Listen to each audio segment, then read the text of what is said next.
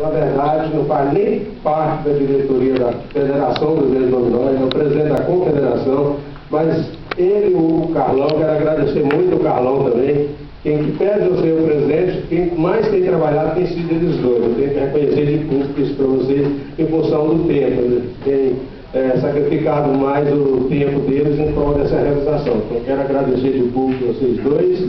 Quero agradecer também a participação de todos vocês, porque se vocês são os mais importantes aqui, porque nada adiantaria todo esse esforço nosso se vocês não estivessem aqui.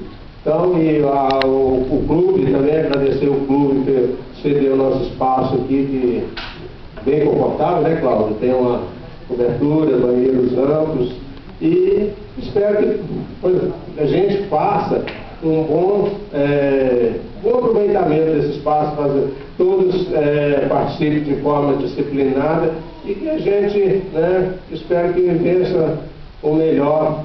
E parabéns a todos aí. Obrigado.